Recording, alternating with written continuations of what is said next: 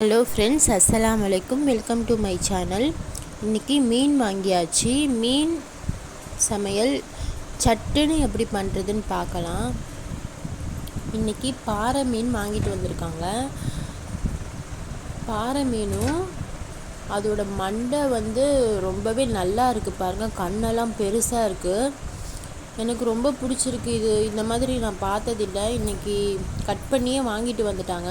சரி, வேலையை டக்குன்னு செய்யணும். 1/2 hour தான் டைம் கொடுத்துருக்காங்க. அதோட கொஞ்சம் மத்தி மீனும் வாங்கிட்டு வந்தாங்க. எல்லாம் சேர்த்து ஒரு 350 ரூபாய் ஆச்சுன்னு சொன்னாங்க. பரவாயில்ல தான்.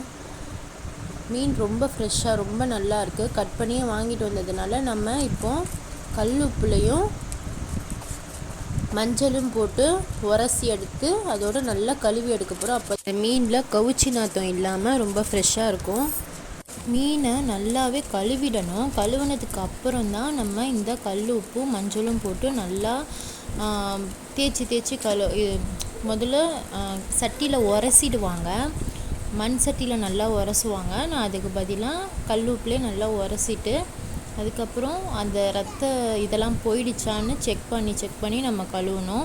மீன் கழுவும் போது நம்ம கையில் அதோட ஸ்மெல் வராமல் இருக்கும். அப்போ தான் நம்ம நல்லா கழுவுனதாக அர்த்தம். மீன் நல்லா கழுவிட்டோம். இப்போ நான் உப்பு, மிளகாத்தூள், கொஞ்சம் மீன் வறுவல் மசாலா, அதோட தனியாத்தூள், ஜீரகம் எல்லாம் சேர்ந்த மாதிரி எல்லாத்தையும் ஒன்றா சேர்ந்து கலந்துக்கிட்டேன். இப்போ நான் இந்த கழுவி வச்ச மீன் அது ஈரமாக தான் இருக்கும். அதை இதோட சேர்த்து நல்லா இது பண்ணிக்கிறேன். மீனோட பீஸ் ரொம்ப பெருசாக இருக்கனால நான் பாதியாக கட் பண்ணிக்க போகிறேன். கிச்சன் பிகினர்ஸ்க்கு நான் ஒரு டிப்ஸு சொல்கிறேன். அது ரொம்ப ஈஸி தான். எப்போவுமே மீன் கொஞ்சம் லேட்டாக வாங்கிட்டு வந்துட்டாங்கன்னா வீட்டில் அந்த மீனெல்லாம் போட்டு எல்லாத்தையும் கழுவி அந்த சமையலை நம்ம லேட் பண்ணிடக்கூடாது. ஃபஸ்ட்டு பாதி அளவுக்கு மீனை எடுத்து வேகமாக கழுவிட்டு மசாலா தடவி அதை நம்ம பொரித்து ஒரு வெள்ளை சோறு வடித்து நம்ம ஒரு குழம்பு வச்சு கொடுத்துட்டாவே அவங்களுக்கு நம்ம அதுக்கப்புறம் நம்ம பொறுமையாக மிச்ச மீனுங்களெல்லாம் கழுவிக்கலாம். மீன் வறுவலுக்கு நம்ம ரெடி பண்ணிட்டோம். இப்போ நான் மீன் குழம்புக்கு இந்த மீனோட தலையை மட்டும் தனியாக வச்சு குழம்பு வைக்க போகிறேன். அதுக்கு நான் நல்லா தலையை கழுவிட்டேன். இப்போ அதோட நான் கல் உப்பு, மஞ்சத்தூள், மிளகாத்தூள் கொஞ்சம் நிறைய போட்டுக்கணும். அதோட இந்த தனியாத்தூள், இது ஸ்பெஷல் தனியாத்தூள். இது எப்படி அரைக்கணும்னு நான் வீடியோ போட்டிருக்கேன், நீங்கள் அதிலே பார்த்துக்கலாம். தனியாக கொஞ்சம் ஜீரகத்தூள் இதெல்லாம் சேர்த்து நான் ஃபஸ்ட்டு மசாலா தடவிட்டேன். இப்போ நான் ஒரே நேரத்தில் செய்ய போகிறேன். அதனால் ஒரு பக்கம் கடாயும் ஒரு பக்கம் தோசைக்கல் வச்சுட்டேன்.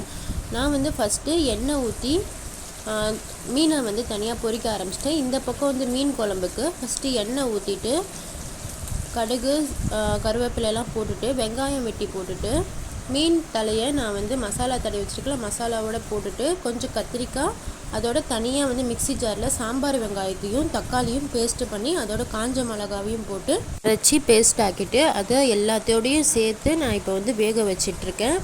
அடுப்பில் ஃப்ளேம் நான் ஃபாஸ்ட்டாக தான் வச்சுருக்கேன். பொரிச்ச மீனுக்கு மட்டும் கொஞ்சம் ஃபாஸ்ட்டாக வச்சுட்டு அப்புறம் நான் சிம்மில் வச்சுட்டேன்.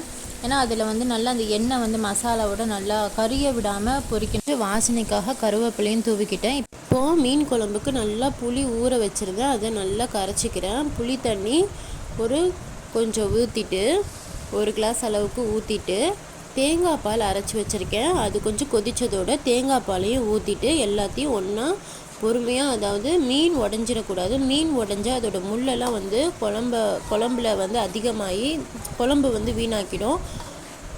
சாப்பிடும் போது அப்புறம் முள்ளாக வரும். அதனால் பொறுமையாக மெதுவாக கலக்கி விடணும்.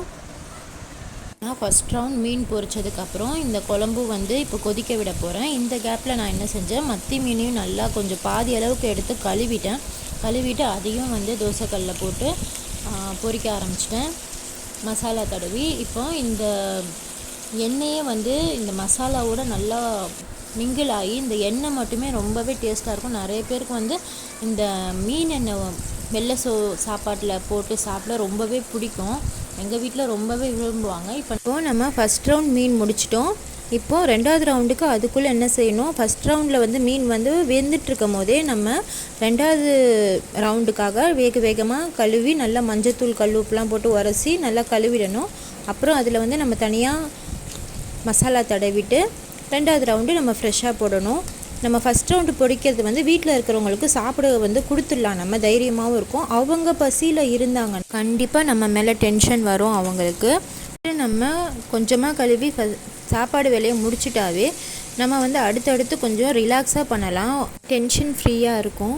இப்போ நமக்கு மீன் குழம்பும் ரெடி ஆகிடுச்சு, மீன் வறுவலும் ரெடி ஆகிடுச்சு. சூடான சாப்பாட்டில் மீன் மண்டை குழம்பையும் நல்ல மீன் வறுவலையும் மீன் பொரிச்ச எண்ணெயையும் நான் வந்து சேர்த்து பரிமாறுறேன். என்னோட சமையல் எப்படி இருக்குன்னு கமெண்டில் சொல்லுங்கள். வீடியோ பிடிச்சிருந்தா லைக் பண்ணுங்கள், ஷேர் பண்ணுங்கள், கமெண்ட் பண்ணுங்கள், மறக்காமல் சப்ஸ்கிரைப் பண்ணுங்கள். தேங்க்ஸ் ஃபார் வாட்சிங்.